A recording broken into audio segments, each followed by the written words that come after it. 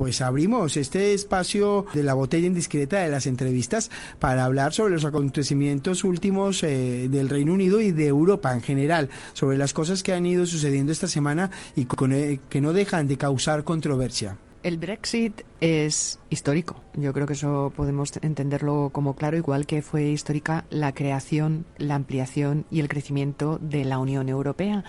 Así que Javier Martínez, analista internacional, nos va, yo creo, a aclarar muchísimas cosas y a dejar claros algunos puntos. Buenas tardes, Javier. Hola, buenas tardes. Pues vamos a empezar por ahí. Hoy la primera ministra británica dejaba claro que ya el paso siguiente es que la reina reconozca la decisión tomada por el Parlamento británico del Brexit, de salir de la Unión Europea. Me gustaría decir muy breve primero cómo se ha llegado hasta esta situación del Brexit. Uh-huh. Habría que, brevemente, para que todos los oyentes tuviesen una visión general de cómo se ha llegado hasta la situación esta, es que la propia construcción de la Unión Europea desde los años 90 para acá ha tenido una deriva oligárquica basada en un modelo neoliberal que, si nos basamos en los distintos tratados y pactos que se han hecho de la Unión Monetaria del año 90 al Pacto de Estabilidad en el año 97 y al Acta del Mercado Único del 2011 con el Pacto Presupuestario de Austeridad del 2012, se ha visto por parte de la ciudadanía de todos los países europeos que los parlamentos nacionales se iban sustituyendo por una estructura autoritaria, burocrática, oligárquica en Bruselas.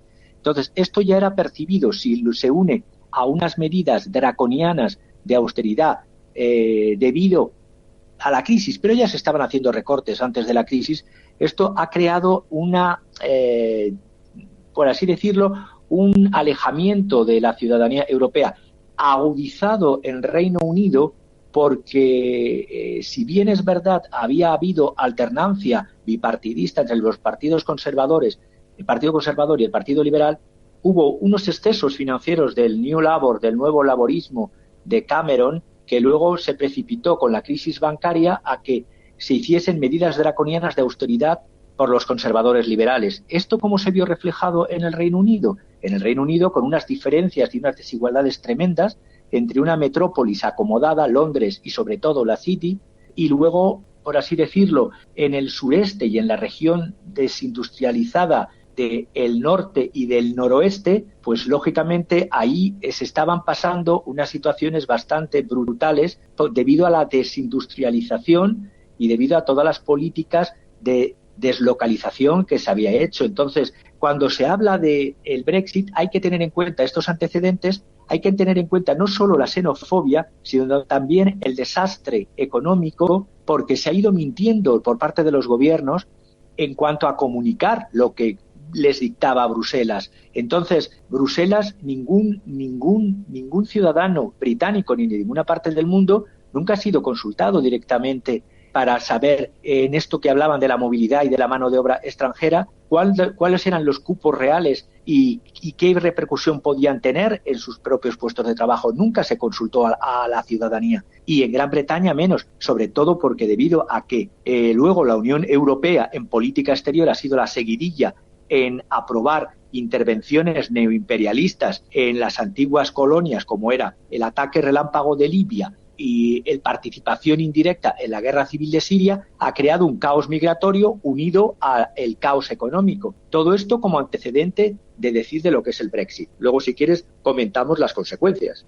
Lo que ahora nos tocaría es preguntarle, Javier, qué es lo que viene, porque se activa ese artículo para abandonar la Unión Europea una vez sea firmado por la reina Isabel la propuesta entregada por la primera ministra Theresa May, pero pueden pasar, o de hecho pasarán cerca de 2 años hasta que se vayan. Es como esas despedidas largas de primos que incordian algunas veces, con los que uno no ha terminado de entenderse bien, pero anuncian que se van, pero luego se terminan quedando durante un buen rato. La activación, Henry, del artículo 50 previsto en este Tratado de Lisboa, de estos tratados que he estado hablando antes, de salida, cuanto más se alargue en el tiempo va a ser peor para ambas partes y para las consecuencias económicas de ambas partes. Por ejemplo, cuando se ha aprobado por el Parlamento con 274 votos a favor ya la salida definitiva contra 118 en contra, incluso una moción que la Cámara de los Lores quería de proteger a los ciudadanos comunitarios que residen en el país, ha sido rechazada esta enmienda de la Cámara de los Lores. Todo esto va a tener consecuencias, evidentemente, ya desde el 23 de junio, 136.000 ciudadanos de la Unión Europea han pedido residencia permanente, ya que estaban con residencia en Reino Unido. No se sabe cuántos serán rechazados, pero ya se estima que hasta un 28% pueden ser rechazados. En las consecuencias económicas para Reino Unido, pues lógicamente, aunque se habla de que la sanidad se puede resentir, porque hay que recordar que la sanidad inglesa cuenta con muchas enfermeras extranjeras, entre ellas españolas, serían extranjeras en el pleno sentido de la palabra, y muchos médicos también. Pero es que por parte española ya se hablan estimaciones que podrían caer las exportaciones españolas en torno a los 500.000 millones de euros, hasta una cifra, otros han hablado hasta de 1.000 millones. ¿Esto qué supone en el PIB?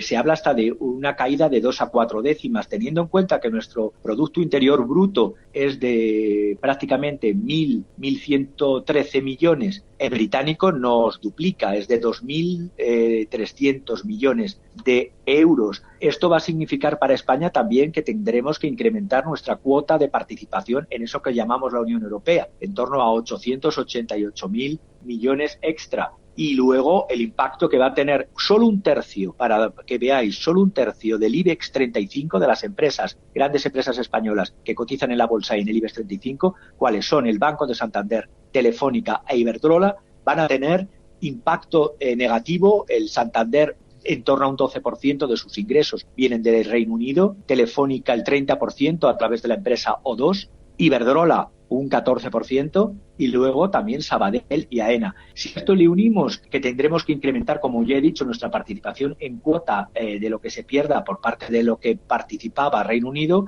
la situación no es buena para ninguno de los lados. Pero es que, repito, talmente como se ha hecho desde Maastricht para acá el desarrollo de la Unión Europea ha sido una involución neoliberal que ha traído todas estas consecuencias.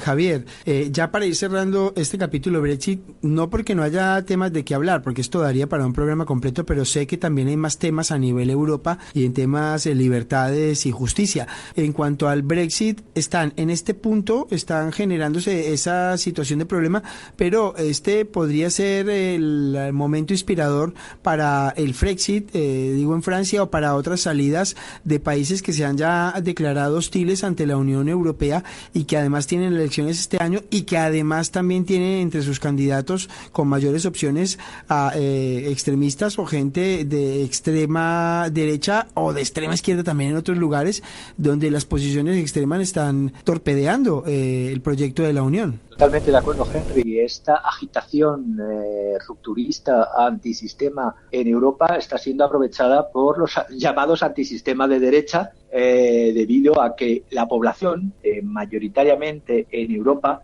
detesta este status quo socioeconómico de la Unión Europea tal como ha ido derivando desde los años 90 para acá. Pero es que además, como la izquierda no ha sabido responder en ninguno de los países europeos a una alternativa a esta Europa, porque hoy día decir partidos socialistas o partidos socialdemócratas en la Unión Europea es decir mantener el status quo igual que hacen los conservadores y los liberales de la Unión Europea. Por lo tanto, esta falta de respuesta de la izquierda después de Maastricht ha hecho que, como en Francia, surgiese la victoria definitiva de Marine Le Pen, la Unión Europea, tal como la conocemos hasta ahora, estaría rota. Pero es que habría que pegar fuego al Tratado de Maastricht. Esto no lo digo yo solamente, lo dice pensadores como Perry Anderson en Le Monde en este mismo mes. Pero se ha de construir una Europa sobre nuevos mimbres, una Europa integradora, pero una Europa social de verdad y una Europa que no esté de espaldas a los ciudadanos, como ha estado sobre todo desde los 90 para acá, una oligarquía que legislaba en contra de los propios parlamentos.